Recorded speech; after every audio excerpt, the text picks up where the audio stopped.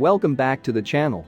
In today's video we are going to look at the following WWE news and rumors. Details behind the Fiend's new look revealed. CM Punk sends a message to Bray Wyatt after his Raw return. Becky Lynch rumored to return and join forces with Seth Rollins shortly after WrestleMania 37. Bryan to have his last WrestleMania for WWE this year.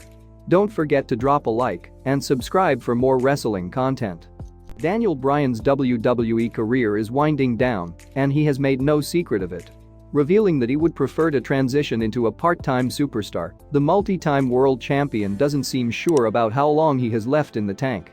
The 3-year contract that he signed in 2018 expires this year, and there has been a lot of speculation about his future.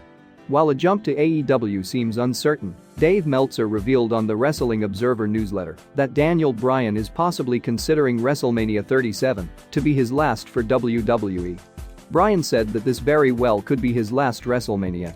Unless he's letting his contract run out at the end of this year and leaving, I don't see any way that's possible. But he said, if this is his last one, and he never actually said for sure it was, he's giving it everything he's got to be in the main event.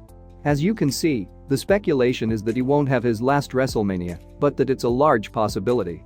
We hope this isn't true, because Bryan can add value to WrestleMania, even as a part-time superstar for WWE. He deserves a break from the schedule and has earned the right to transition into a part-timer for WWE. CM Punk recently sent a message to Bray Wyatt referencing a backstage incident from the time the two superstars were mainstays on WWE Raw in 2011. Bray Wyatt finally broke his silence on Twitter last night and shared a throwback picture with his rival Randy Orton.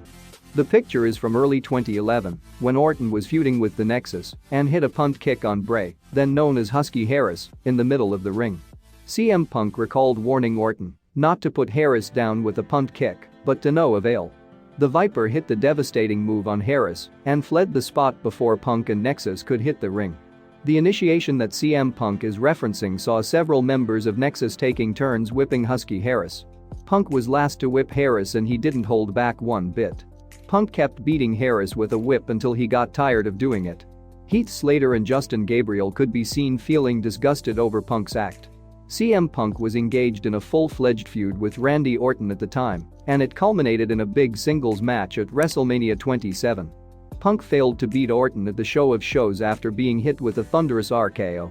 Punk left WWE 3 years later. Harris was later repackaged as Bray Wyatt, and he is currently one of the most interesting aspects of WWE TV.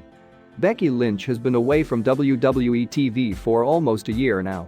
She left after announcing she was expecting her first child with fellow WWE superstar Seth Rollins back in May 2020.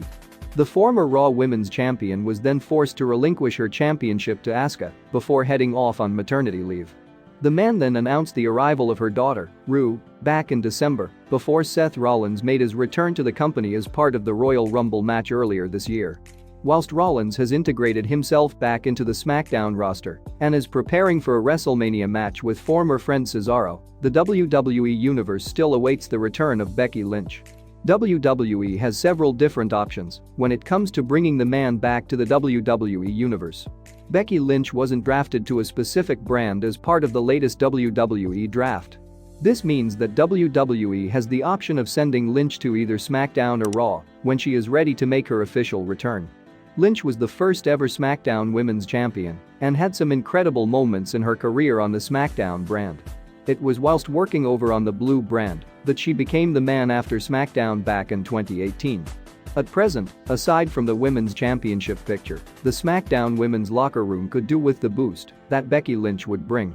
Bayley hasn't been seen for several weeks, Carmella has disappeared from WWE TV, and right now the focus is solely on Bianca Belair and Sasha Banks heading into WrestleMania.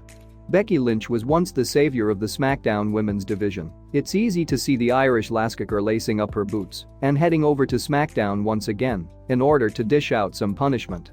It's become well known over the past year that Seth Rollins and Becky Lynch are in a relationship outside of WWE.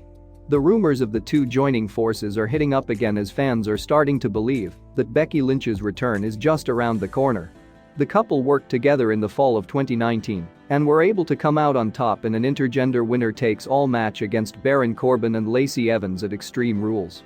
Whilst there were members of the WWE Universe who didn't agree with the two stars being put into a team, it was an interesting storyline that allowed the two stars to work together. Lynch hasn't wrestled in almost a year. By the time she returns, perhaps it's not a bad idea to have the former women's champion come to the aid of her partner when she does. Working with Rollins will allow Becky Lynch to get back into the mix of things and pick up a decent feud on SmackDown. This could then push into any upcoming pay-per-views. The Fiend recently returned to WWE at the Fastlane pay-per-view, and he's back with a brand new look.